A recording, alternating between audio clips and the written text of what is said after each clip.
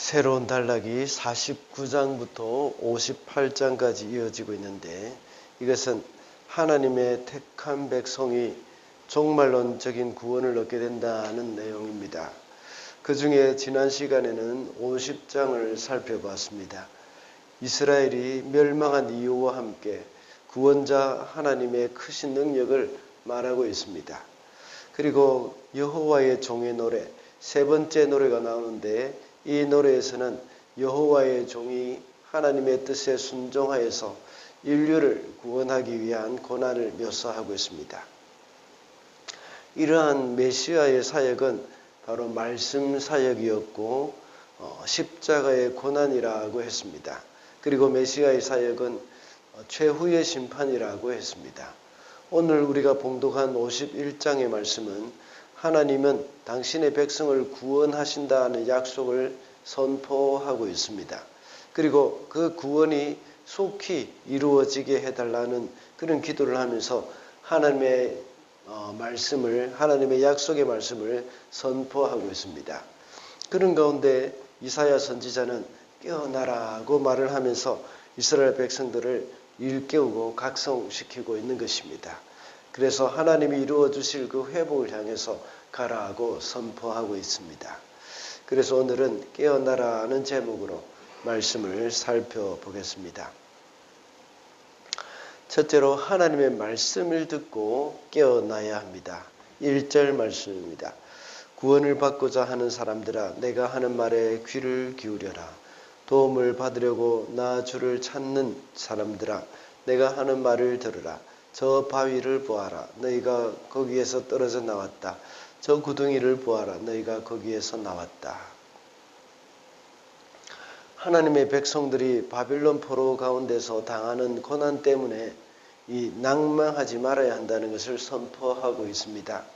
그렇게 하면서 가장 먼저 하나님의 말씀을 들어야 한다고 말합니다. 하나님의 말씀을 듣는 것은 50장에서 지난 토요일에 말씀드린 50장에서 여호와의 종의 노래에서도 역시 메시아의 사역이 말씀 사역이라고 한 말에서도 이 동일한 의미라고 볼 수 있습니다.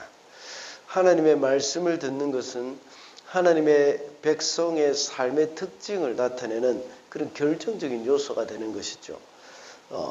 바벨론 포로 생활 가운데 낙심에 빠져 있는 백성들이 깨어날 수 있는 방법은 바로 하나님의 말씀을 듣는 것입니다. 오늘날도 역시 다르지 않습니다. 하나님의 말씀을 듣지 못한다면 우리의 신앙이 자랄 수가 없습니다. 자주 말씀을 드리는 대로 믿음은 들음에서 나고 들음은 예수 그리스도의 말씀으로 말미암는다고 했습니다. 교회에 와서 예배 시간에 하나님의 말씀이 귀에 들리지 않는다면 이것은 심각한 일이 되는 겁니다. 하나님의 말씀은 우리의 영혼의 양식인데 이 말씀을 듣고 깨어나야 합니다.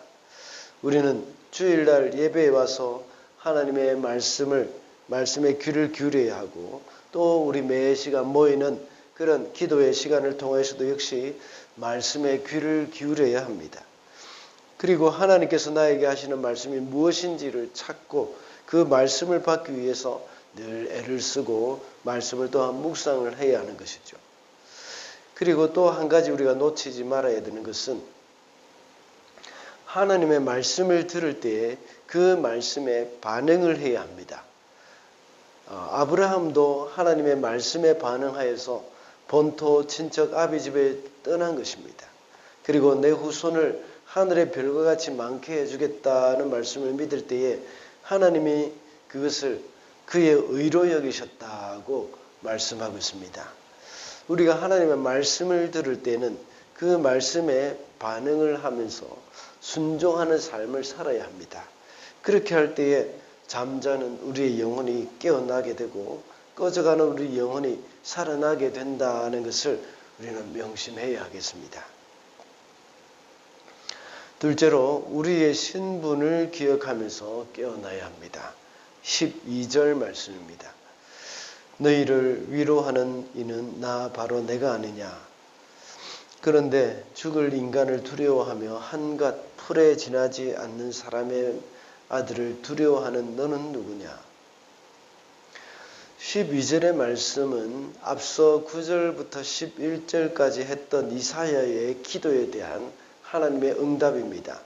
그 응답 중에 하나님은 이스라엘 백성들을 위로하는 분으로 소개하고 있죠. 그리고 위로한다는 말은 바로 구원과 같은 말로 사용이 되고 있는 겁니다. 하나님이 자기 백성을 위로하시는 자라는 말은 곧 자기 백성을 구원하시는 분이라는 사실을 말씀하고 있는 겁니다. 그러면서 하나님은 도전을 주고 있죠. 한갓 풀에 지나지 않는 사람들의 아들을 두려워하는 너희는 누구냐 하면서 일깨우고 있습니다. 이 말을 개역개정에서는 너는 어떤 자이기에 죽을 사람을 두려워하며 풀같이 될 사람의 아들을 두려워하느냐 하고 번역을 해놨습니다. 이 말씀은 자신들을 구원하신 하나님의 백성의 신분, 이것을 잊어버리고 있음을 지적하는 말씀이죠. 그들은 고난 가운데 하나님의 백성이라는 신분을 잊어버린 채 바벨론 사람들에 대한 두려움에 가득 차 있었던 겁니다.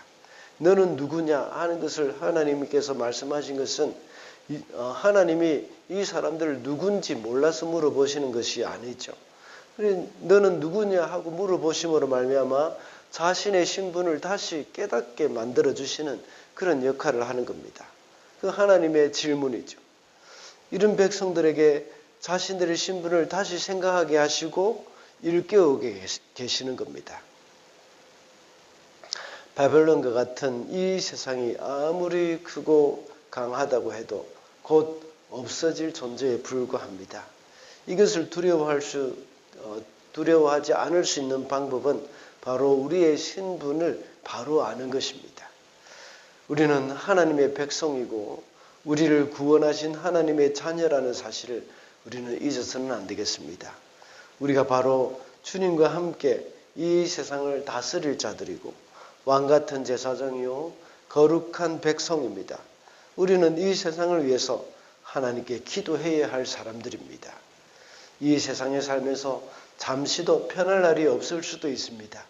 그러나 성도는 그 고난에 파묻혀 살아서는 안 됩니다. 자신의 신분을 분명히 기억하고 이 세상에서 승리하는 삶을 살아야 합니다. 그렇게 할 때에 하나님도 역시 기뻐하실 것입니다. 마지막으로 회복에 대한 소망을 가지고 깨어나야 합니다. 17절 말씀입니다. 깨어라 깨어라 일어나거라 예루살렘아 너 주님의 손에서 그 진노의 잔을 받아 마신 예루살렘아 비틀거리게 하는 잔을 내가 바다까지 다 들이마셨다. 여기서 말씀하고 있는 하나님의 진노의 잔을 바다까지 다 들이마셨다는 말씀은 하나님의 진노가 이제 끝이 났다는 말씀입니다. 이렇게 하나님의 진노가 끝이 났다는 말은 이제 회복만 남았다는 의미입니다.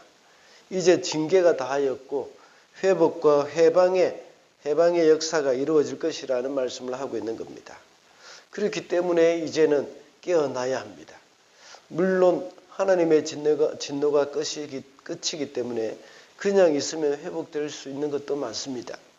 그러나 하나님이 우리에게 원하시는 것은 그날에 대한 소망을 가지고 깨어나야 한다는 것입니다. 회복의 날이 가까울수록 더욱 깨어 기도하고 하나님의 뜻이 이루어지도록 사모해야 합니다. 제가 자주 인용해서 하는 말씀이 있습니다. 에스겔서 36장 36절 37절에 보면 하나님이 이스라엘 백성들을 회복시켜 주실 것을 약속하고 있습니다. 그리고 하시는 말씀이 그래도 이스라엘 족속이 이와 같이 자기들에게 이루어 주기를 내게 구하여야 할지니라 라고 말씀하셨습니다.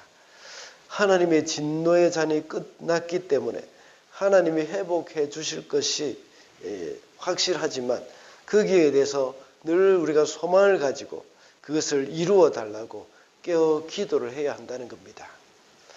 하나님은 우리를 징계하시기는 하지만 영원히 멸하시지는 않습니다.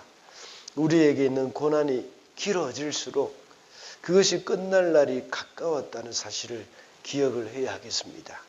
각 가정마다 이루어지지 않는 기도 제목들이 남아 있어서 마음이 몹시 힘들고 지루하게 느껴질 수도 있습니다. 그럴 때일수록 우리는 낙심하지 말아야 합니다.